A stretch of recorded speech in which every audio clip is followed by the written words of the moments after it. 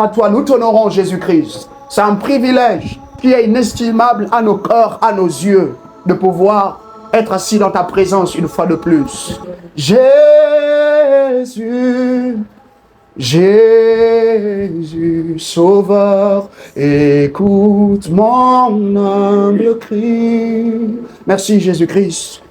Quand tu visiteras les autres, ne me dépasse pas. Jésus, nous prions cet après-midi, donne à chacun ce que nous désirons, soupirons, languissons recevoir de toi. Donne-nous assurément plus de toi, plus de ton royaume, plus de toi, plus de ton esprit. Gloire à toi, Yahweh, au nom souverain de Jésus. Alors, aujourd'hui, c'est le deuxième dimanche. Nous avons entamé depuis la semaine dernière notre enseignement au sujet des entraves, de tout ce qui peut être un obstacle à notre jouissance et la liberté que Christ nous a donnée.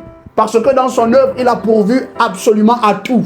Jésus t'a non seulement délivré, mais également intronisé à sa liberté. Cependant, avec Jésus, en méditant là-dessus, il m'a semblé judicieux et nécessaire de parler de notre liberté en lui. Pourquoi? Parce que tu apprécieras avec moi le fait que la majorité des frères ont été délivrés mais ne sont pas affranchis, ne vivent pas en hommes et en femmes affranchis. Pourquoi? Je t'ai clairement fait savoir que c'était parce que nous n'avons pas le bon entendement de la liberté en Christ.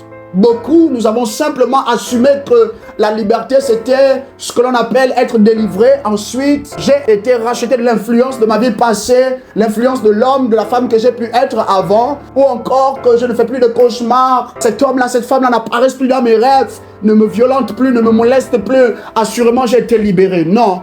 Je te donnais d'apprécier que parce que nous avons mal compris ce qu'était la liberté en Christ, cela a été une licence pour n'importe quoi. Excuse-moi de le dire comme ça. Une licence à une vie très peu glorifiée en Jésus. Une licence pour une vie que nous avons menée jusqu'à maintenant qui révélait, qui reflétait mais très peu les valeurs célestes. Et en contrepartie, puisque les bien-aimés s'étaient servis de cela comme d'un ticket pour n'importe quoi, Lucifer n'a pas laissé cette opportunité passer. Il s'en est servi pour affliger les bien-aimés. Je déclare une fois encore que par cet enseignement, la délivrance arrive encore. Amen. Et qu'à côté de la délivrance, maintenant l'esprit de sagesse nous intronise dans la liberté en Jésus. Amen. Au nom souverain de Jésus. Il a affligé les bien-aimés, il a affligé les sœurs jusqu'à ce que Jésus ait pris la résolution encore de nous emmener à ses pieds pour nous instruire la vérité absolue de son royaume. Alléluia. Et j'espère que tu as apprécié le fait que la liberté est un principe. En Christ, c'est un principe. Mais c'est un principe tripartite. Il est tridimensionnel, activé dans la vie du croyant, d'abord par rapport au croyant lui-même. Comment est-ce qu'il vivait avant? Maintenant qu'il a été intronisé dans la nouvelle vie, comment est-ce qu'il va mener sa vie? Jésus nous dit que c'est simplement l'opportunité de cultiver ou non tout ce qui est divin, les valeurs divines, les désirs purs, sincères, générés par son esprit en nous. Pourquoi? Parce que nous avons été incités à une nouvelle vie. Pour avoir part à cette nouvelle vie, il faut se laisser transformer conformément à ce qui vient avec cette nouvelle vie, aux exigences de la nouvelle vie pour véritablement la vivre. Et Jésus dit que c'est par son esprit en nous que nous serons capables justement de cultiver ce qui est divin. Chaque jour dans nos vies, Philippiens chapitre 2 verset 13 le dit comme ceci: c'est Jésus qui œuvre en chacun de nous le vouloir et le faire selon son bon plaisir, qui nous pousse à poser des actes au quotidien qui lui sont agréables. C'est ça la liberté en Christ au premier niveau. Moi maintenant qui ai face à cette opportunité de prendre ce qui est dans le ciel, m'arrimer à cela, m'engageant à cela en laissant ma vie être transformée par rapport à ce que je vois, à ce qu'il y a dans le royaume. Alléluia. Deuxième niveau de ce principe de liberté, ce n'est pas pour faire tout ce que l'on veut, ce n'est pas pour agir comme on veut, dire ce qu'on pense simplement, se vêtir comme on veut. Je te l'ai déjà fait savoir la fois dernière. C'est vis-à-vis du croyant par rapport à Jésus.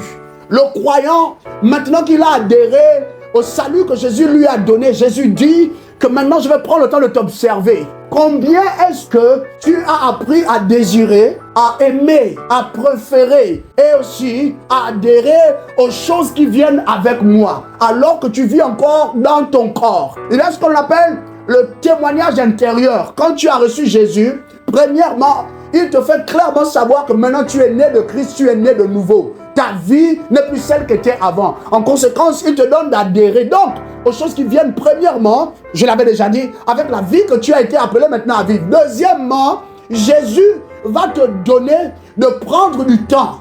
Mais par rapport à ce temps, il y a un mécanisme spirituel qui permettra d'évaluer ton degré d'adhésion aux choses qui viennent avec Jésus. C'est ça aussi la liberté en Christ. Parce que si Jésus t'a délivré et t'a intronisé dans son royaume, c'est pas juste pour demander l'onction, demander la grâce de percer, demander la faveur, demander la transformation, demander tant de choses que nous demandons quand on prie. Il y a la place pour cela, mais avant d'arriver là-bas, Jésus veut d'abord voir à quel point est-ce que maintenant ton cœur bat pour les choses de l'éternité. Combien est-ce que ton cœur bat pour la vérité? Combien est-ce que ton cœur bat pour la justice? Combien est-ce que tu es en train de t'arrimer à ce que l'on appelle l'amour? Autant que possible, conduit par l'Esprit de Jésus. Quelqu'un me comprend? Troisième niveau de liberté, c'est ce qui a à voir avec le croyant vis-à-vis du reste de la création. Comment est-ce que, en tant qu'enfant de Dieu, maintenant tu vis ta vie? Est-ce que c'est toujours les douleurs, les maladies, les afflictions, la malchance, toutes ces choses? Je prie que quiconque était encore sujet à des avortements, sujet à la malchance, sujet à la frustration, au blocage et aux limitations, par cet enseignement, l'onction qui vient avec cet enseignement reçoit ta délivrance. Au nom souverain de Jésus de toutes ces choses. Merci Jésus. Avant, lorsque Adam, qui est apparu dans le jardin, le premier être humain, avait perdu la grâce de se présenter dans la présence de Jésus, il avait été chassé hors du jardin. Et tu n'as pas idée de tout ce qu'il a subi. Les méfaits, les maux, les tourments, l'affliction que Satan encore et encore, en plus de ces six pauvres, ont fait endurer au premier être humain. Et quand Jésus a regardé à cela, il était peiné. Il s'est dit, il vaudrait mieux que l'homme qui est à mon image et à ma ressemblance redevienne comme moi. Et par le processus de redevenir comme Christ, l'homme jouit en effet de ce qu'on appelle la liberté sur le plan spirituel. L'homme redevient comme Dieu. Il a l'opportunité de prendre ci, de prendre ça, d'emmagasiner cela dans sa vie pour redevenir un homme capable. Un homme renfermant en lui des capacités inouïes qui lui permettront de reprendre le dessus sur la création. Et à partir de ce moment-là, l'homme n'est plus sujet à la peur, au tourment, comme il a été un moment. Mais maintenant, il adhère à nouveau, prend part à nouveau à la liberté qu'il y a en Jésus. Par liberté ici, donc tu comprends, il est au-dessus. Il est souverain sur le reste de la création de Dieu. J'espère que tu as été béni. Merci Seigneur. Nous rentrons dans la deuxième partie de notre enseignement. Et cette deuxième partie s'intitule « Ce qui nous empêche de jouir de la liberté en Christ ». What prevents you or us from enjoying freedom in Christ? Au travers de ce fondement, j'aimerais juste nous donner d'apprécier les raisons pour lesquelles, est-ce que notre corps ne s'attache pas continuellement? C'est vraiment, mais littéralement des efforts permanents et constants pour cultiver les valeurs divines. Deuxièmement, c'est une grosse lutte d'aimer chaque jour et permanemment les choses que Jésus prône, de début jusqu'à la fin. Et encore, c'est un véritable et un réel défi. Nous avons certes la foi de reprendre le dessus sur les circonstances, les événements dans la création, les vents qui souffrent. Pourquoi est-ce que beaucoup d'enfants de Dieu jusqu'à maintenant ont du mal à vivre au-dessus des circonstances pleinement? C'est pas que les épreuves ne vont pas venir ou ne vont plus venir, non. Mais pourquoi est-ce que d'aucuns reprennent tout de suite le dessus, tandis que d'autres, c'est comme s'ils sombraient à nouveau? Ce qui nous empêche de vivre libre en Christ. Ce qui nous empêche de jouir pleinement de ce que Jésus nous a donné, comme dans sa liberté. Jésus n'est ni limité, ni battable. Tu ne peux pas battre Jésus. Peu importe la stratégie, la sagesse que tu développes, tu ne peux pas battre Jésus. Normalement, dans sa liberté, c'est aussi ça ton partage. Tu es illimité parce que Jésus est illimité. Quand Jésus dit qu'il t'a donné sa liberté, c'est exactement les proportions, les mesures, la gloire, la dignité qui viennent avec Jésus qu'il t'a aussi donné. Mais pourquoi est-ce que, quand tu regardes à multi niveaux, c'est loin d'être notre expérience. Au travers de cet enseignement, je prie de tout mon corps que ça change. Au nom souverain de Jésus, nous vivrons davantage les choses qui viennent avec Jésus dans ta vie et dans ma vie. Nous aurons Jésus davantage révélé et glorifié. Parce que nous comprenons davantage c'est quoi la liberté. Mais aussi nous sommes en train de travailler pour découvrir désormais les choses qui nous empêchent de vivre pleinement la liberté en Jésus. au-delà d'une déclaration prophétique, la première chose pour laquelle est-ce que même si un apôtre impose les mains sur toi, tu peux aller libre sur 6, 8 mois, 1 an, 10 ans même. Mais la 11e année, Lucifer va encore revenir. Il y a beaucoup d'autres principes qui expliqueraient cela. Parce que une fois Jésus avait dit, le prince de ce monde est venu à moi, mais il n'a rien trouvé de lui en moi. Rien sur quoi il pouvait se baser pour m'accuser. Beaucoup d'entre nous, c'est parce que quand Lucifer revient après un laps de temps, après une courte période, il retrouve encore des choses de lui en nous. Saint-Esprit, miséricorde et grâce, délivre-nous de la manière de vivre notre foi. Assurément, affermis-nous dans la nouvelle vie. Mais à côté de ça, il y a beaucoup d'autres choses. Et la première chose qui t'empêche de jouir pleinement de la liberté en Jésus, c'est celle-ci. Le manque d'abandon total de notre vie à Jésus et de soumission à sa gouvernance. Lack of total surrender of our life to Jesus and submission to his governance. Je suis conscient de ceci. Tu as entendu cela encore. Oui, il faut que tu soumettes ta vie à Jésus. Oui, il faut que tu t'abandonnes à lui entièrement, résolument, tout le temps. Mais là où on avait manqué aussi de mettre en avant la raison pour laquelle est-ce qu'il est bon qu'on s'abandonne totalement et qu'on se soumette entièrement à la gouvernance de Christ, c'est parce que si on ne le fait pas entièrement, totalement, nous ne pourrons pas jouir pleinement de la liberté à laquelle Jésus nous a appelés. Alléluia. 1 Samuel 15, 22. 1 Samuel 15, 22. Le dit comme ceci. Bible du semeur. Samuel lui dit alors, les holocaustes et les sacrifices font-ils autant plaisir à l'Éternel que l'obéissance à ses ordres? Non, car l'obéissance est préférable au sacrifice. La soumission à Dieu vaut mieux que la graisse des béliers. C'est le prophète Samuel qui est en train de s'exprimer et il parle à un certain roi autrefois en Israël. C'est le roi Saül. Le roi Saül, Dieu l'a choisi. Dieu l'a établi sur Israël et sur son héritage. Va et guide mon peuple, conduis mon armée. Jusqu'à un point, le roi Saül semble-t-il a bien fait. Mais il arrive un jour où le roi Saül excède de zèle. Et il va sortir de ses limites, de ses frontières de roi, pour aller maintenant dans une frontière qui lui est totalement et absolument interdite. La frontière des prophètes ou même des sacrificateurs. C'est ainsi qu'après que Dieu lui a dit, va vers ce peuple-ci, précisément, il est dévoué par interdit. Passe ce peuple-là au filon de l'épée. Non seulement les êtres humains, jusqu'au bébé, mais même le bétail de ce peuple-là. Décime-les tous, qu'il ne reste pas un. Lorsque le roi Saül a reçu les instructions, il est parti. N'ayant pas la présence du prophète Samuel à ses côtés, il passe à l'épée beaucoup d'hommes, beaucoup de femmes, mais il garde en vie le roi Agag. C'est le roi Agag qui est le précurseur direct dans la lignée au travers des générations d'Aman. C'est Agag. Dieu a dit, tue-les tous. Il a laissé non seulement le roi Agag en vie, il a laissé également l'épouse du roi Agag à ce moment-là même qui était enceinte. À côté de ça, il a pris le bélier qui était très gras, le veau très gras, il a préservé. Le temps passait, Samuel n'arrivait pas. Il a pris même la résolution après la guerre d'offrir l'holocauste à l'Éternel. Chose qu'il n'était pas permis de faire. Excès de zèle. C'est le trop de oui. Maintenant, les afflictions d'autrefois ont cessé. Je suis arrivé à un point, Jésus ne m'a-t-il pas délivré? Je parle nouvellement. Autrefois, j'étais souvent beaucoup maladif. Maintenant, Jésus m'a touché, il m'a guéri. Qu'est-ce que je peux encore redouter? Et à partir de là, tu apprécies comment est-ce que notre langage change. Souvent même, semble-t-il, on ne respecte plus nos aînés. On ne respecte plus les normes. On ne respecte plus les règles. Même dans la maison de Dieu, semble-t-il, notre crainte de Jésus disparaît. Pourquoi? Parce que Jésus nous a délivrés. Et nous a amenés à un point où lui, il n'a pas de chicotte en main. On peut faire comme bon nous semble. On est libre. Tentez simplement qu'on comprenne que notre liberté, ce n'est pas pour faire tout ce que l'on veut. Et la première chose que nous faisons beaucoup, c'est de soumettre notre vie à Jésus que très peu. De nous abandonner à lui qu'à moitié. On choisit. Il y a des domaines de nos vies aujourd'hui, beaucoup de frères. Jésus, les 5 domaines là, sur 10 dans ma vie, je te les donne. Les 3 autres là, viens d'abord, on va parler. C'est une lutte souvent entre le Saint-Esprit et eux, avant finalement qu'ils ne cèdent aussi ces 3 domaines là. Mais il y a 2 là en particulier. Sur 10, elle a cédé 8. Jésus, je peux te donner 8. Mais les 2 domaines de ma vie, si, je ne peux pas te les donner. Je suis désolé. Les clés là, je vais garder ça moi-même. Je vais gérer ma vie à ce niveau-là, comme bon me semble.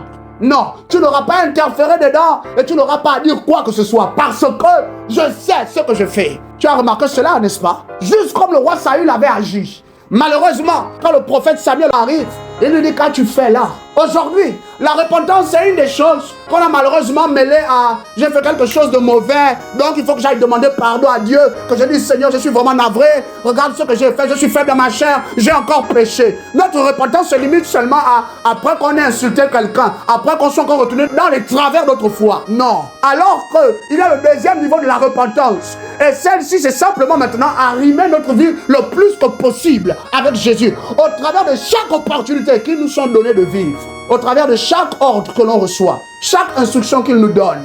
Alléluia. J'espère que nous sommes bénis. Si je n'abandonne pas totalement ma vie à Jésus, c'est un gros défi aujourd'hui. Je ne vais pas me soumettre, me résigner à sa gouvernance. Jésus, je sais que tu gouvernes le ciel. Je sais que sur la terre également tu gouvernes. Mais dans mon cœur, sache qu'on va gouverner à deux. Ce sera toi d'une part et moi de l'autre. Et ne me demande pas de t'expliquer, c'est mon cœur après tout. À cause de ça, tu remarqueras dans l'assemblée de moins en moins de gloire dans la vie des frères. Tu pars une semaine, reviens dimanche après. Regarde les visages bouffis. Nous sommes tristes. L'affliction peut se lire sur notre visage. Toute la semaine là, ça a été des luttes et des combats. Pourquoi? Parce qu'on n'est pas soumis à la gouvernance de Jésus. La Bible déclare, Deuteronomy 32, 20. Deutéronome 32, 20. La Bible le dit comme ceci, dans NIV. I will hide my face from them, he said, and see what their hand will be. Le Seigneur dit, je leur cacherai ma face, qu'ils prient, qu'ils m'invoquent, qu'ils fassent des holocaustes. Je leur cacherai ma face. En d'autres termes, je ne leur répondrai pas. Ils n'auront pas faveur cette fois-ci à mes yeux. Et voyons, nous verrons ce que leur fin sera. Il ajoute, for they are a perverse generation, car ils sont une génération perverse. Children who are unfaithful, des enfants qui sont infidèles. C'est à cela que se résume à beaucoup de niveaux notre vie aujourd'hui dans le Seigneur. Excuse-moi, ce n'est pas le cas pour toi certainement. Ce n'est pas le cas pour ton frère, ta soeur assis à tes côtés. Oui, je suis convaincu de ça. Mais la majorité des bien-aimés dans l'assemblée vivent en infidèles et en pervers vis-à-vis de Jésus. La gouvernance de Christ, on n'en veut pas. Et comment est-ce que donc tu peux adhérer absolument à la liberté qu'il a emmenée avec lui? Alléluia. J'espère que nous sommes éclairés. Gloire à toi, Jésus. La deuxième raison, c'est celle-ci. L'ignorance. Ignorance. Nous parlons deuxièmement de l'ignorance. L'ignorance est un des gros mots que l'on retrouve jusqu'à présent, malheureusement, au sein de l'Assemblée. Mais je prie que l'ignorance soit endommagée dans ta vie. Amen. Entre maintenant et la fin de ce mois, que l'ignorance soit encore endommagée. Parce que tu t'adonnes davantage à la vérité de Jésus. Dans l'Assemblée, il y a un gros déficit de connaissance. De connaissance de qui? De Jésus. Le peuple a de moins en moins accès à la révélation de Jésus, d'une part, et des choses qui concernent Jésus. C'est pour cela que le peuple est ignorant. À côté d'être ignorant, tu apprécieras également que cette ignorance-là va nous rendre spirituellement secs. L'une des raisons pour lesquelles les frères manquent concrètement de manifester leur liberté, de la mettre en avant et de délivrer même les autres, les intronisant aussi dans la liberté de Jésus, c'est parce que nous sommes ignorants et nous sommes spirituellement secs. Nous avons un manque de contact chronique avec la personne de Jésus. Son esprit n'est plus révérencé comme autrefois. Communier avec le Saint-Esprit, c'est une affaire de choix. Alors que autrefois, tu demanderas à l'église primitive, on te dira que communier avec le Saint-Esprit, c'était une affaire de vie ou de mort. C'était une affaire de révéler sa gloire ou rien du tout. C'était une affaire de manifester la puissance du royaume, l'autorité de Jésus, ou pas du tout. C'était une affaire d'aller vers des malades, vers des personnes dans les ténèbres, les délivrer et les affranchir pour de bon, ou rien du tout. Mais regarde aujourd'hui, si tu ne pars pas en assemblée en semaine, ta vie de prière, ma vie de prière ressemble à quoi? À plusieurs niveaux, c'est quelque chose de très dilué. Et même quand on prie après, il n'y a rien qui soit produit efficacement. Actes des Apôtres, chapitre 17, verset 30, commence par le dire comme ceci. Or, Dieu ne tient plus compte des temps où les humains étaient ignorants. Si avant nous étions ignorants de Dieu, principalement parlant, il dit qu'il ne tient plus compte de ces temps-là. Mais maintenant, il appelle tous les humains, en tout lieu, à changer de comportement. Bible français courant. Maintenant, Dieu est en train de regarder à ceux qui sont désireux d'apprendre. Quand tu donc apprendre Jésus. Quand tu aussi apprendre les choses qui viennent avec Jésus. Et quand tu apprends, plus tu apprends, ton esprit est boosté, dynamisé. Ton esprit est davantage vivifié. Et ton esprit devient capable d'engendrer des réalités spirituelles. Sinon, tu seras sec, spirituellement parlant. Pourquoi? Toute bénédiction qui vient sera toujours l'objet d'une contingence, d'une bataille, d'une résistance de Satan et de ses suppôts. Jésus t'a béni. C'est un fait. Dieu ne se révoquera jamais de ça. Mais entre maintenant et toi, qui vis en expérience la bénédiction au sujet de ceci, au sujet de cela, reste à toi de connaître, reste à toi d'être spirituellement capé pour aller lutter jusqu'à amener ta bénédiction. N'est-ce pas le prophète Daniel qui avait entrepris de jeûner et de prier pendant 21 jours? Est-ce que c'était une mauvaise chose? Non. Il avait été conduit, incité par les écrits laissés par le prophète Jérémie, que 70 ans après, normalement, la captivité devait prendre fin. Mais Daniel a remarqué quelque chose. C'est pas normal. Normalement, de ce qui est écrit, la connaissance suggère qu'après 70 ans, le peuple d'Israël doit être libéré. Mais qu'est-ce qui fait que la liberté ne soit pas déjà notre portion? Daniel a commencé à investiguer sur le plan spirituel et il s'est rendu compte que le ciel l'avait incité à jeûner et à prier. Un temps de retraite sur 3 longues semaines, ne prenant que du légume. Il se rend compte qu'il y avait un autre prince, ou sinon un autre roi à Babylone, pas seulement Darius. À ce moment-là, c'est ce qu'on appelle le prince de Perse, qui légiférait sur Babylone, influençant le roi Darius pour empêcher le peuple d'Israël d'aller en liberté. Donc, même si Jean prophétise, déclare, même si tu reçois une onction dûment apostolique, bien-aimé, il y a beaucoup de choses qui vont venir, soit au ralenti, même, qui vont seulement te parvenir sous forme de nouvelles, que tu as aussi part à ça. Mais vivre cela maintenant, tu ne vivras pas cela. Alléluia. Parce que Dieu nous invite à changer de comportement. Beaucoup, on lutte encore. Nos habitudes autrefois étaient trop doucereuses. C'était trop bon pour nous. On pouvait mentir. On avait l'impression que c'était sans aucune conséquence apparente. Maintenant, à cause de Jésus, je ne pourrais plus mentir. À cause de Jésus, je ne pourrais plus aller prendre des whisky, des trucs forts là. Je ne pourrais plus me shooter. Je ne pourrais plus juste aller avec les copains, les copines, faire comme on faisait habituellement. Tout ça, c'est ce qui vient avec Jésus. Et les choses qui caractérisent Christ. On est ignorant. Que tu le veuilles ou non, Lucifer continuera d'avoir accès avantage dans nos vies parce que l'ignorance va perdurer encore. Je répète mon point de prière. Je déclare qu'entre maintenant et la fin de ce mois, toute forme d'ignorance trouvée en toi, tout degré d'ignorance soit éradiqué par la qualité de la connaissance à laquelle tu t'adonnes en conséquence. Amen. Merci Jésus-Christ. Galates chapitre 6, verset 8 le dit comme ceci. Celui qui sème pour satisfaire sa nature propre récoltera d'elle la ruine. Ton frère à côté de toi a un petit bobo. Tu es incapable juste de poser la main et de déclarer, sois guéri. Et éventuellement, c'est la guérison qui en est la conséquence. Parce qu'on n'a pas encore l'habitude de semer dans l'esprit. Pourquoi? Parce que si on sème dans notre nature humaine, on récolte la ruine. Second 21 ajoute, mais celui qui sème pour l'esprit récoltera de l'esprit la vie éternelle. Alléluia. Pourquoi est-ce qu'on manque de jouir de la liberté aussi? Parce qu'on ne sème pas assez dans l'esprit. On ne sème pas comme il faut dans l'esprit. Les jours passent, les semaines passent. On assume que Jésus nous comprend. On assume que ma dernière phase d'entraînement, il y a 6 mois maintenant en arrière, Jésus continue de me comprendre. Dès que j'aurai du temps assez, je vais revenir recommencer. Mais tout le temps là, les démons, tout le temps là, le règne spirituel n'arrête pas de continuer d'agir, de continuer de fonctionner. Et ta vie, malheureusement, depuis que tu as commencé déjà à contacter le surnaturel, est maintenant exposée à tout type d'activité sur le plan spirituel. Quelqu'un comprend? La troisième raison, c'est simplement le non-renouvellement du système de pensée. En plus de l'adhésion aux doctrines qui ne sont pas celles de Christ. Non-renewal of the belief system and adhesion to doctrines which are not those of Christ. Je ne comprends pas pourquoi est-ce que nos frères du milieu anglophone jouissent d'autant de capacité, jouissent d'autant de latitude décisionnelle, jouissent d'autant de liberté, à croire que le Jésus qui leur est parvenu, c'est pas le même Jésus qui nous est aussi parvenu. La Bible est claire là-dessus que, or, c'est le même Seigneur qui a atteint tous les hommes. Nous vivons Jésus par la foi. Mais pourquoi est-ce que moi j'ai du mal à être concrètement libre, en expérience? Pourquoi les œuvres de ténèbres ne s'arrêtent pas contre moi? Et pourquoi est-ce que je continue d'être une victime? Que tu sois jeune, que tu sois déjà avancé en âge, j'aimerais que tu acceptes ceci, que c'est aussi à cause du fait que notre système de pensée ne s'est toujours pas renouvelé. On ne l'a toujours pas renouvelé. On ne l'a pas encore mis à jour. En conséquence aux choses du royaume, on ne s'est pas encore arrimé. Ainsi la Bible déclare, Romains chapitre 12, verset 2. Bible français courant, ne vous conformez pas aux habitudes de ce monde. Cependant, tu es là assis et je sais que hier encore, tu regardais certainement un programme, des conférences et des croisades sur le plan mondial qui se passent. L'église de Christ est en train d'être exposée à davantage de lumière pour régner et légiférer davantage le royaume sur la terre des hommes. Mais tu apprécies le fait que certaines sœurs, certains frères soient là assis, tu les regardes, ils ne ressemblent pas encore à ce que la Bible dit.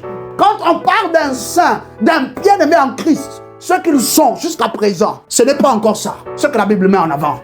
Et comment alors est-ce que si quelqu'un ne ressemble pas à Jésus par maintenant, ne ressemble pas à ce que la Bible dit d'un saint, d'un bien-aimé, juste de l'éternel, comment est-ce que tu voudrais qu'il véhicule les choses qui viennent avec Jésus? Ne vous conformez pas aux habitudes de ce monde. Ne te conforme pas au siècle présent. Mais c'est encore notre expérience. Que Jésus nous délivre aussi de ça. Que Jésus change notre manière d'agir en une manière autre qui le glorifiera davantage. Si on ne doit pas se conformer au siècle présent, donc on doit se conformer à quoi? On doit se conformer à l'éternité. À l'éternité. L'apôtre Paul ajoute, mais laissez Dieu vous transformer et vous donner une intelligence nouvelle. Une intelligence qui est comment? Nouvelle. Ce n'est plus juste la connaissance des choses terrestres. Maintenant, c'est aussi la connaissance des choses célestes. Et cette connaissance, lorsqu'on adhère à elle, c'est avec beaucoup d'entendement et de sagesse qu'on s'engage pour vivre désormais notre vie sur la terre. Si avant tu savais que manger trop de sel, ça t'exposait à des maladies, sache que cela vaut aussi dans le royaume de Dieu. Si tu savais qu'allumer le feu, mettre ta main dessus, ça va te brûler, cela vaut aussi dans le royaume de Jésus. Donc, on doit être sage, savoir mélanger, combiner de manière experte nos savoirs pour vivre sur la terre la vie que Jésus a infusée en nous. Béni sois-tu, Saint-Esprit. Vous pourrez alors discerner ce que Dieu veut, ce qui est bien, ce qui lui est agréable et ce qui est parfait. Tu arriveras dans ta vie à un point, ce n'est plus « non, j'ai fait le bien ». Non, j'ai fait ce qui m'incombait. J'ai fait ce que la Bible me recommande de faire. Non. Ce ne sera plus non plus une affaire de le bien, le mal. Ce sera désormais une question de c'est ce qui est parfait, agréable, selon Jésus. C'est ce qui est de la volonté parfaite de Dieu. Alléluia. Et à moins qu'on arrive là-bas, notre vie va continuer de rester en bas. Notre vie va continuer de souffrir et de subir les assauts des ténèbres. Mais que Jésus se lève et que ces ennemis dans nos vies soient dispersés. Cependant, que nous aussi nous comprenions que Jésus a besoin que nous nous arrimions, qu'il nous donne une intelligence nouvelle. Philippiens chapitre 2 le crie comme ceci. Nous lisons la New King James Version, la nouvelle version le roi Jacques. Let this mind be in you. Que cette pensée soit en vous, which was also in Christ Jesus, qui était aussi en Jésus-Christ. Jésus avait une pensée. Jésus n'est pas juste Dieu. Jésus, en tant qu'être humain aussi, a dû s'arrimer, a appris à vivre la vie du ciel alors qu'il était dans un corps humain. Il a laissé le Saint-Esprit transformer sa pensée. Et Jésus avait le type de pensée qui facilitait à tous égards l'œuvre du Saint-Esprit dans sa vie et au travers de sa vie. Toi aussi donc, tu es incité, tu es appelé à développer un type de pensée qui facilitera l'action de Jésus en toi et au travers de toi pour toucher les autres. Si on ne parvient pas là-bas, on peut jeûner, on peut prier, on peut demander l'onction, on peut demander de croître dans l'esprit. On ne croîtra pas, on ne grandira pas plus, on n'ira pas plus loin. Quelle est ta pensée par maintenant? Assieds-toi avec certains frères dans les assemblées. Après le culte, le dimanche, pose-leur des questions au sujet des valeurs, au sujet de ce qui est véhiculé dans le royaume, au sujet de la vérité, au sujet du Saint-Esprit, de la communion avec le Saint-Esprit, au sujet du fait que le Saint-Esprit parle. Parce que c'est un esprit. Mais il est aussi un être humain à part entière en la personne de Jésus. Tu vas écouter ce que certains vont te dire. J'ai encore le souvenir d'une sœur, un jour qui disait comme si c'était aberrant que le Saint-Esprit parle à quelqu'un. Juste comme je te parle et tu m'écoutes. Hein? Les histoires que vous vous dites, Jésus parle, le Saint-Esprit parle. Le Saint-Esprit ne lui parle pas. Et elle, ça fait combien d'années maintenant elle a accepté Jésus? Je ne sais pas si elle continue de voir ça comme quelque chose de normal. Comment est-ce que tu vas vivre libre? Si ton entendement du Saint-Esprit qui parle aux croyants, c'est pas au beau fixe dans ta pensée. Comment est-ce que le Saint-Esprit va transformer ton cœur, travailler sur tes émotions pour te faire grandir aussi émotionnellement? Que tu ne sois plus là à te plaindre à la moindre difficulté, à reculer à la moindre difficulté. Si pour toi le concept du Saint-Esprit qui te véhicule et t'enseigne toutes choses dans la vérité de Jésus, qui te révèle Jésus, tu ne comprends pas ça comme il faut que tu comprennes. Jésus-Christ, bénis ta parole dans nos cœurs aujourd'hui. Il faut que cette pensée réside en nous. Parce que si tu n'as pas la pensée renouvelée, encore si tu adhères aux doctrines qui ne sont pas celles de Jésus, et c'est malheureusement ce qui est arrivé à beaucoup de niveaux. Regarde, il y a des religions qui sont pratiquées sur la terre. Et il y a en particulier cette dénomination, tu connais le nom, où on adore une soi-disant mère, de soi-disant de Dieu. Tu connais avec moi, n'est-ce pas? Regarde là-bas tout ce qu'on leur fait faire. Le culte aux morts, flagrant, comme ça. La Bible est claire là-dessus. Tu n'invoqueras pas les morts. Tu ne laisseras point vivre sur tout le pays quelqu'un qui évoque les morts. Dieu était en train de parler au roi Saül. Saül lui-même s'est levé un jour après la mort du prophète Samuel. Il est parti évoquer pour faire remonter l'esprit du sang de l'Éternel pour lui demander ce qui arriverait par la suite des jours. Parce qu'il était perplexe, il était perdu, il ne comprenait plus.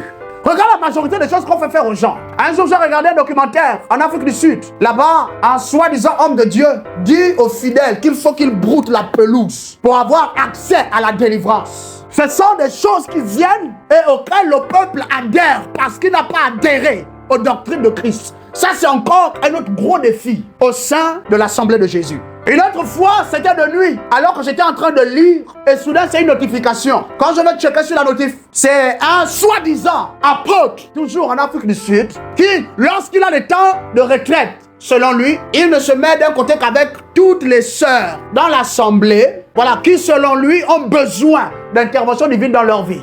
Donc, il les sélectionne méticuleusement, leur disant que c'est Jésus qui s'est révélé à lui pour leur bien. Et il les embarque dans un bus. Ils vont dans une espèce de chalet. Donc il part avec 2 de ses plus fervents collaborateurs ou frères dans le Seigneur. Et il va là-bas participer à des orgies. Excuse-moi de te le dire, mais c'est ça qu'on remarque aujourd'hui à très grand niveau dans l'Assemblée. Pas parce que Jésus ne nous révèle plus la vérité, ne nous instruit plus entièrement et totalement, mais parce qu'on a adhéré à des choses qui ne sont pas de Jésus. Ils participent à des orgies avec la plupart là. Elles sont mariées. Il y aura une visitation divine qui va s'opérer dans leur vie. Et ça, on dit Amen. Quand tu penses quelqu'un qui est un peu intelligent, qui allait un peu à l'école, même par maintenant qui a un doctorat, 2 doctorats, quelqu'un qui s'adonne à ça, tu penses que la personne s'y adonne juste parce qu'il y a l'influence des démons? Non. En très grande partie, en plus de l'influence des démons, c'est parce que les gens ne connaissent pas. Simplement, adhérons à la vérité. Et pour pouvoir adhérer, accepter la vérité de Jésus, il faut se laisser transformer mentalement. Alléluia, quelqu'un. Merci Jésus. La 4e raison pour laquelle est-ce que certains d'entre nous ne jouissent pas déjà totalement de la liberté en Jésus, c'est à cause de ceci: manque ou inadéquate conformité à Christ. Lack or inadequate conformity to Christ. Lorsque l'on parle de conformité, ce n'est plus une question de se soumettre ou s'abandonner à Christ. Maintenant, Jésus peut prendre nous de ce qu'on était avant pour travailler et faire de nous un autre exemplaire de lui. Alléluia. Dans la continuité de ce qu'il a commencé avec l'église primitive. C'est ça, conforme à Christ. Lorsqu'on a laissé Jésus le soin de travailler adéquatement en nous, que maintenant notre parler ressemble à celui de Jésus. Notre manière d'agir et d'interagir avec les autres ressemble à Jésus qui est décrit par les Saints Écrits. Lorsque notre manière d'aller vers ceux qui sont malades, affligés, oppressés, captifs, lorsque notre manière d'aller vers eux engendre de facto la liberté, la guérison, la paix, la restauration, alors nous sommes en train de devenir davantage conformes à Jésus.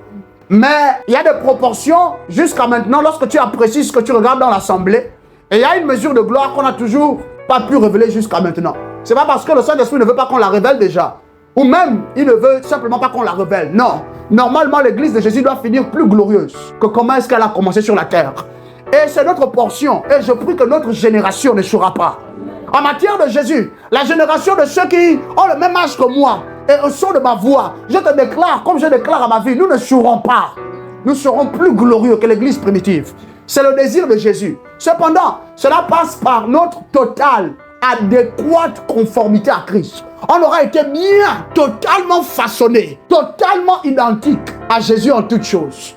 Et par à Jésus en toutes choses, certains pourraient peut-être me prêter à confusion dans mes propos. C'est pas tant laisser pousser les cheveux. Celui seul qui a le droit de laisser pousser les cheveux sur sa tête, quand tu es un homme, avec beaucoup de respect, même faire des tresses juste pour garder ses cheveux soyeux, c'est quelqu'un qui a été dévoué au naziréat. Comme Samson, comme Jésus, comme Jean-Baptiste. Si tu n'es pas dévoué au naziréat, et ça n'arrive pas par la suite. Bien sûr, un homme peut prendre la résolution de se dévouer à Christ, vivre en tant que nazaréen. Cependant, si tu n'es pas dévoué, la plupart de nos chantres là que l'on voit, gospel, les autres qui chantent, les Américains, nos frères là dans le Seigneur, ils agissent de travers et c'est péché contre le corps de Christ, ce qu'ils font. Beaucoup, ils ont les longs cheveux, vous les voyez souvent. D'autres, ils coiffent ici comme ça, et en haut, comme ça, poussé, il faut les dreads, ça tombe. Et là, quand tu regardes le frère, toi, tu es contente. Ou bien tu penses juste que cela passe inaperçu. Non, c'est pas bon. Tu vas dire ça aux gens, on va te dire non, on est libre en Christ. De quoi tu parles? Bref, c'était une parenthèse que je referme rapidement. Mais on doit se conformer à Christ. C'est un des travaux que nous avons à faire. C'est une des tâches que nous devons remplir entièrement. 1 Pierre, chapitre 1, verset 14. 1 Peter 1, 14 says, nous lisons Bible français courant. enfants, obéissez à Dieu et ne vous conformez plus aux désirs que vous aviez autrefois. Ce que je dois faire, c'est de me conformer à Dieu. Comment? En ne suivant plus les désirs que j'avais autrefois. Je vais encore sentir l'envie peut-être de sortir tard la nuit, d'aller juste en boîte de nuit, l'envie d'aller faire le fou, la folle, l'envie d'être un peu insouciant, insouciante. Ces envies-là, tu vas encore les ressentir. Mais Jésus dit, maintenant, il faut que tu lui obéisses pour ne plus avoir à suivre les mauvaises passions ou encore les passions d'autrefois. Il ajoute, quand vous étiez encore ignorants. Jacques chapitre 4, verset 4 le déclare comme ceci. Infidèles que vous êtes, ne savez-vous pas qu'être ami du monde, c'est être ennemi de Dieu? Être ami du monde, c'est être ennemi de Dieu. Être ami du monde, c'est être ennemi de Dieu. Un jour, je disais à quelqu'un que notre manière de se vêtir ne glorifie pas Jésus. Il m'avait répondu en me disant ceci, c'est un jeune pasteur, que c'est Dieu qui a fait le vêtement. Je lui ai dit non, tu n'as pas compris, je voulais en venir. J'ai dit, lorsque quelqu'un s'habille sans demander à Jésus sur mon accoutrement, ça lui est agréable. Et tu sors comme ça. Un homme ou bien une femme, tu te montres aux autres. Mais tu mets les autres en scandale. Parce que pour beaucoup, ils n'auront pas souvent le courage de te parler. Quand tu es un leader, c'est pas n'importe qui peut venir te parler. Hein. Tu peux rentrer dans ton bureau pour te dire, cher aîné, homme ou bien femme avec beaucoup de respect, la veste que tu as mise aujourd'hui, c'est pas bon. Ou la robe, vraiment, c'est pas bon. Qui fait ça encore de nos jours? D'ailleurs, certains membres du clergé ne permettent pas aux membres de l'assemblée, le peuple de Dieu, de venir leur dire la vérité, souvent. Tout on prend ça pour, soit tu as manqué de respect, ou tu as insulté l'autorité établie. La Bible donc dit, à partir de là, ne soyons pas, ou ne soyons plus amis du monde. Ne te balade pas nu, mais habille-toi convenablement. Tu es un homme, tu es une femme. Ne parle pas n'importe comment aux hommes, même si on t'insulte. On fait preuve de violence, de racisme. Ne fais pas preuve de la même violence. Non, sois pacifique. Pourquoi? Parce que être ami du monde, c'est devenir de facto un ennemi de Dieu. Un jour, je ne sais pas si je te l'avais déjà partagé, j'avais lu le récit d'un homme, il avait été enlevé, il a comparé dans la présence de Jésus, et là il voyait seulement Jésus debout. Il regardait comment il y a des fils de monde devant Jésus, et soit tu rentres dans l'éternité avec Christ, ou tu vas dans l'éternité pour la damnation. Mais bien sûr, ce n'était que ce que l'on appelle une préfiguration des choses qui arrivent. Alléluia. Il était en train de voir comment est-ce que le visage de Jésus était tout terne. Jésus pourtant qui est glorieux, qui est joie et vie. Le visage de Jésus n'était pas radieux, ni réjouissant. Quand il est arrivé auprès de Jésus, il a posé la question à Jésus de savoir, Rabbi, pourquoi est-ce que ton visage est comme ça et pourquoi est-ce que tu es en train de pleurer? Rabbi était en train de pleurer. Jésus lui a dit que quand je pense qu'un jour viendra où je serai en face de ma création, de l'homme qui est à mon image et à ma ressemblance. Et je devrais condamner ce qui est comme moi. Ça me rend juste triste. Jésus lui avait dit, ça me rend juste triste. La majorité des bien-aimés que vous voyez aujourd'hui dans les assemblées, à la fin, ils vont être condamnés par Jésus. Jésus ne veut pas les condamner. Jésus leur accorde l'opportunité de changer maintenant. Mais ils ont préféré rester amis du monde. Et à ce point-ci, quand on est un enfant de Dieu, à quoi est-ce que correspond le fait de devenir un ami du monde ou de pratiquer l'amitié avec le monde? C'est de faire les choses comme le monde les fait. C'est de faire les choses comme le monde les fait.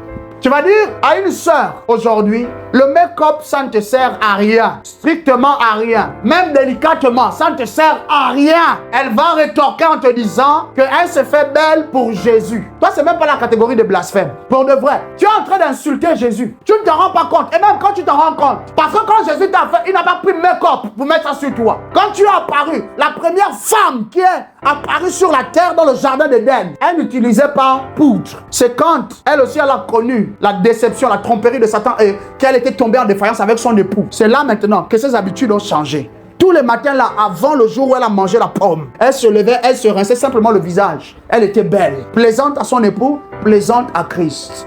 Par quel moyen est-ce qu'aujourd'hui tu es en train de mettre la poudre sur ta peau, sur ton visage, et tu déposes par-dessus ce que tu ajoutes, et tu me dis je m'en vais dans la présence de Jésus, et Jésus va être agréé avec toi? Par quel moyen? Tu as un frère, tu as reçu Jésus, ça ne fait même pas encore 6 mois, mais tu jouis de cette latitude de décider par toi-même. Tu rentres dans un salon de tatouage, tu vas mettre tatouage sur ta torse. I love Jesus. J'aime Jésus. Et tu vas me dire que tu l'as fait, c'est davantage pour plaire à Jésus. Bien aimé, est-ce que ça, Jésus nous demande de le faire? Non. Donc, soit tu me dis, tu te maquilles, tu vas poser tatouage, ou même tu vas trouer les oreilles parce que tu veux le faire. Mais ça ne plaît pas à Jésus. Nous sommes le temple de Christ. Quand tu vas dire aux gens que très peu de gens rentrent dans l'éternité avec Jésus, chaque jour qui passe, très peu de gens, on va te regarder. Ah non, ça c'est de ceux-là qui prêchent l'évangile qu'on a déjà entendu tout le temps. Alléluia. Nous tous, nous serons là, n'est-ce pas? Nous verrons. En ville, on attend l'enlèvement. Pour de vrai, que tu pries pour ça ou pas, ton esprit soupire après le jour où Jésus va venir pour t'enlever brusquement de la terre pour aller le rejoindre dans la nuée.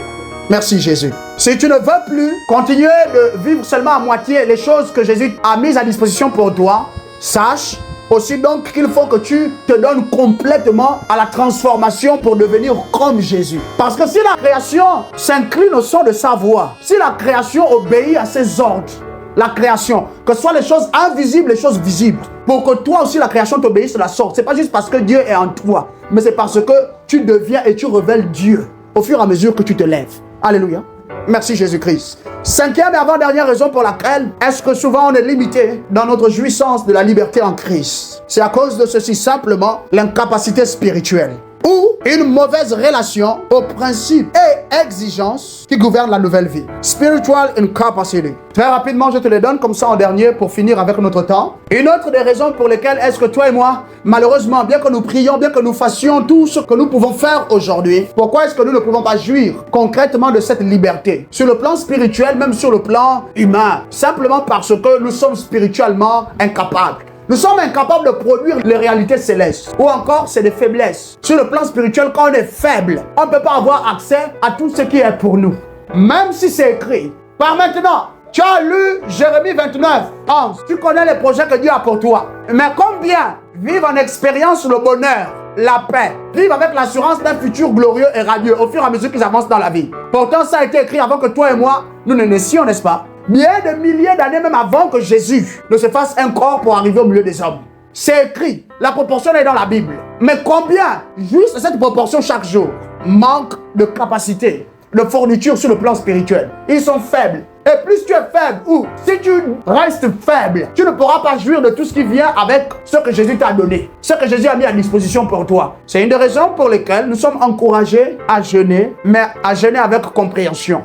À prier avec compréhension. L'apôtre Paul dit en tout temps et en tout lieu. Aller dans les retraites, mais le faire avec entendement. C'est pour un but bien précis. Au fur et à mesure que tu t'arrives avec Christ, ton esprit gagne en maturité, ton esprit gagne en capacité, ton esprit gagne en puissance, ton esprit gagne dans cette énergie qui est spirituelle, qui gouverne le ciel. Et là, tu deviens fort, forte. À côté de ça, si on n'est pas incapable sur le plan spirituel, on est faible, comme beaucoup le sont. Malheureusement, regarde nos assemblées. Beaucoup là sont des poussins. Par maintenant, ils devaient être des aigles. Aucune endurance spirituelle, aucune motivation intrinsèque qui peut tenir le temps du temps et le temps des épreuves qui vont encore venir. Aucune force avérée dans leur homme intérieur. Rien. Ils n'ont pas appris à se parler et à se motiver. Rien. Tu dis, voilà ce qui va t'arriver. Il va mentir, elle va mentir, là un peu de lutter, de résister. Je rejette, je révoque cette parole. Mais la parole là va jusque chez elle, jusque chez lui, avec elle. Et c'est là-bas maintenant, on commence à avoir des songes. Et c'est pour appeler un frère ou une soeur qui prie un peu, qui est un peu capé dans l'esprit. Non, voilà le songe que j'ai fait depuis le jour qu'on m'a parlé à l'assemblée. J'ai rejeté les paroles. Rassure-toi, j'ai rejeté les paroles. Mais depuis là, ça fait déjà 2 mois, je n'arrête pas d'avoir le même songe. Qu'est-ce qui fait ça?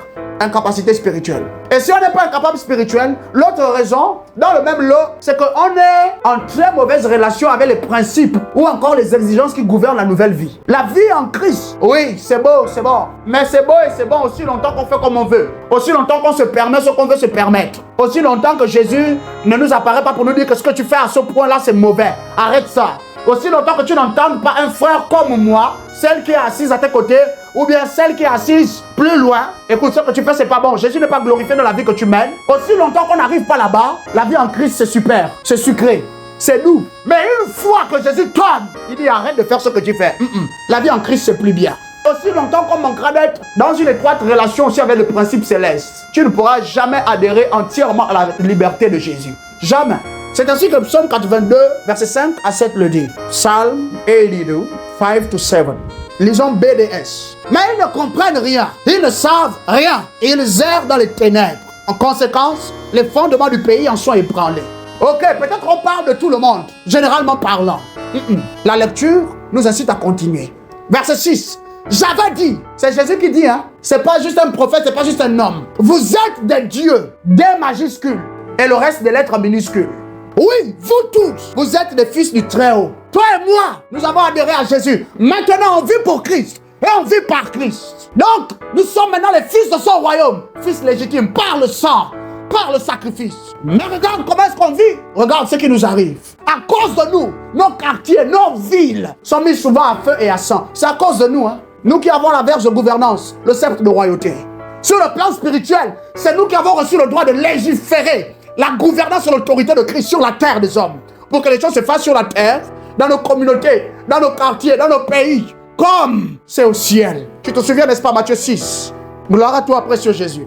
Il ajoute, cependant, vous êtes pourtant les fils du Très-Haut. Vous êtes vous-même tout puissant dans vos esprits. La capacité là est là-bas. Mais le fait de ne l'avoir pas découverte encore et de n'avoir pas travaillé sur elle, vous vivez réduit, limité, grinçant des dents. Vous continuez de tomber malade. Alors que normalement, ça ne doit plus être votre portion par maintenant.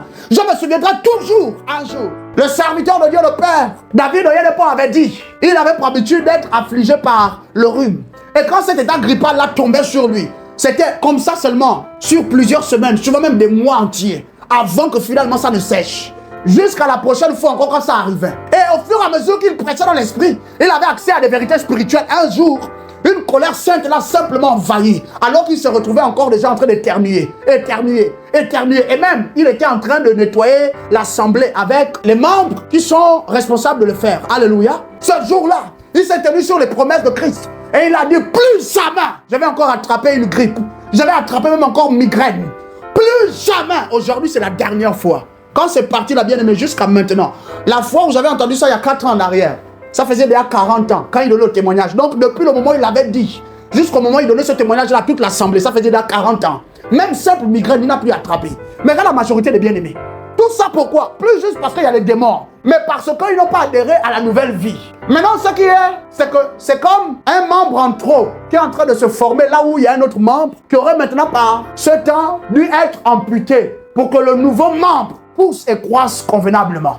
Tu appliques ça à tous les niveaux dans ta vie. C'est comme ça que ça se passe. La nouvelle vie avec Jésus vient avec des exigences. Et Dieu m'en donne la grâce. Je vais t'enseigner là-dessus. Les exigences de la nouvelle vie. Si tu ne comprends pas ça, peu importe, tu vas tomber. Parce que l'esprit finit en disant, tu vas tomber, tu vas mourir comme tous les hommes. Comme n'importe quel dirigeant, n'importe quel prince. Tu es né du roi des rois, tu es un prince. Mais au fur et à mesure que tu t'arrives à sa vie, tu deviens aussi roi. Maintenant, tu es un roi qui sert le roi des rois. Tu es un Dieu qui sert le Dieu tout-puissant.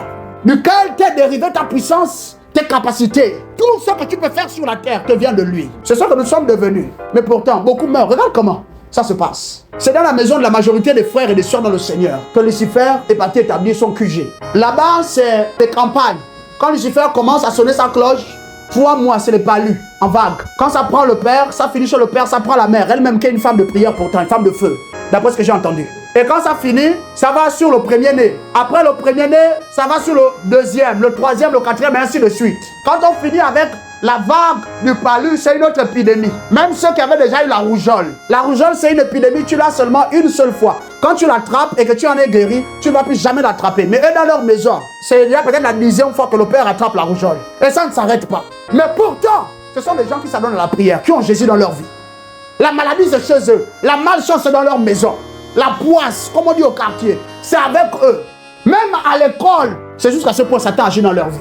Parce qu'ils ne se sont pas adonnés à une relation étroite. Ils n'ont pas embrassé entièrement les principes qui gouvernent la nouvelle vie en Christ. J'espère que tu es éclairé. Gloire à toi, Jésus. La dernière raison pour laquelle est-ce que beaucoup ne jouissent toujours pas de la liberté en Christ, réellement, véritablement. Simplement, c'est à cause de ceci, les œuvres de ténèbres, the works of darkness. Nous sommes arrivés à un point où, à cause des enseignements auxquels nous avons été introduits au sujet des œuvres de ténèbres, par manque d'entendement, de discernement, même de sagesse, nous avons magnifié Satan. À tel point que maintenant, il semblerait qu'il ait pris la place de Dieu dans nos vies. Les œuvres de ténèbres, tu remarqueras que ça arrive tout au bas de la liste. Une des raisons pour lesquelles est-ce que les frères ne jouissent toujours pas la liberté pleinement parlant. À beaucoup de niveaux, les œuvres de ténèbres sont une des raisons pour lesquelles il y a toujours cet empêchement, il y a ce blocage dans ta vie et dans ma vie. Jean 3,19 le déclare comme ceci, je ne dirai pas plus, parce que notre temps est fini, tu as été assez enseigné là-dessus. Seulement, je voudrais que tu saches que ça aussi, ça fait partie des choses qui t'empêchent d'expérimenter et de manifester le jubilé en Christ. Et voici comment le monde est condamné. La Bible le déclare dans Parole de vie 2017. La lumière est venue dans le monde, mais les gens ont préféré la nuit à la lumière, parce qu'ils font le mal.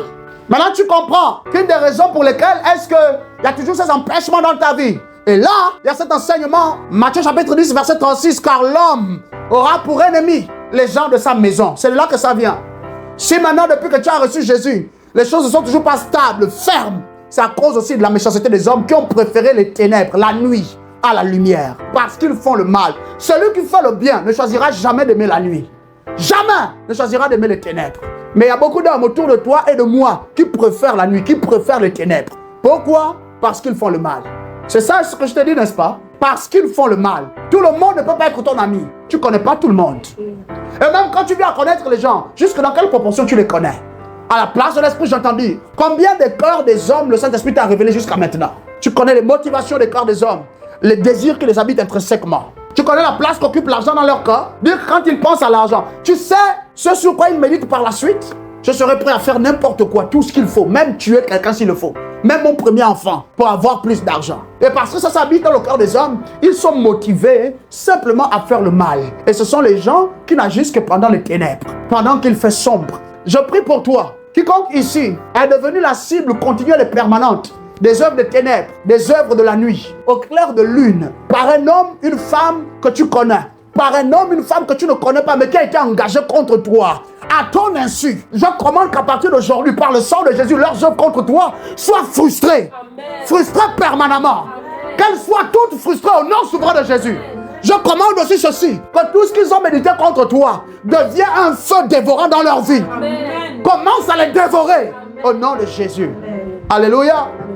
La majorité des bien-aimés dans les assemblées préfèrent agir au noir. Ils sont méchants.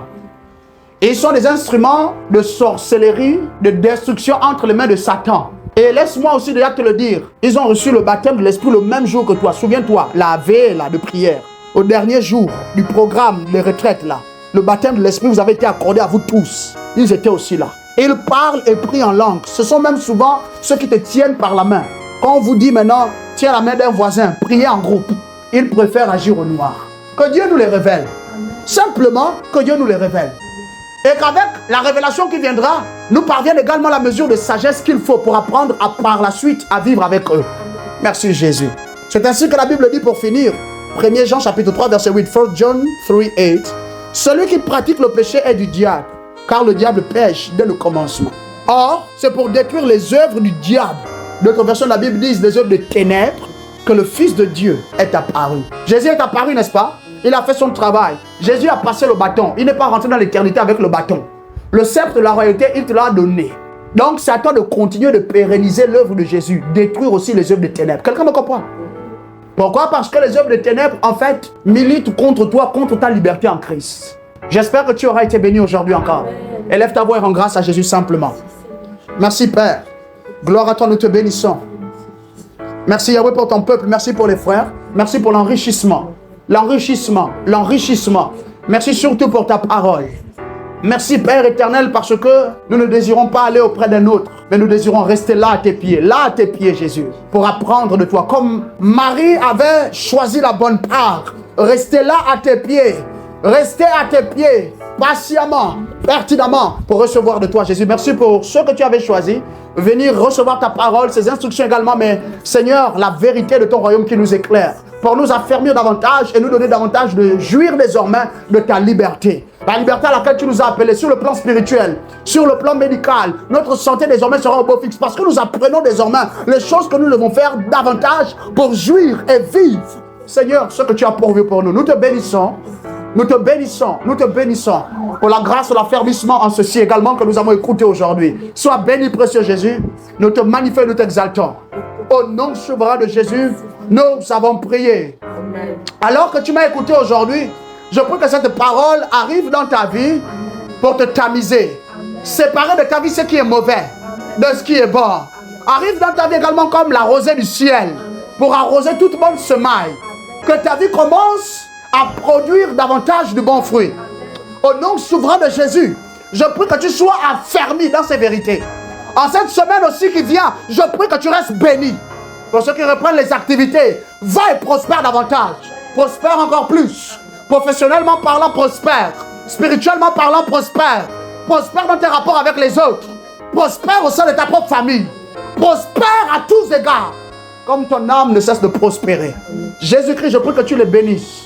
Jésus-Christ, je prie que tu les visites. Je prie que tu visites notre nation. Je prie que tu visites notre continent, l'Afrique. Je prie, Seigneur Père, que tu nous amènes encore au plus près de toi. Fais-nous prospérer dans ta présence. Fais prospérer nos cœurs dans ta présence. Fais-nous prospérer en toi à cause de la crainte, à cause de l'amour que nous avons appris, Seigneur Père, à nourrir en toi. Merci Yahweh.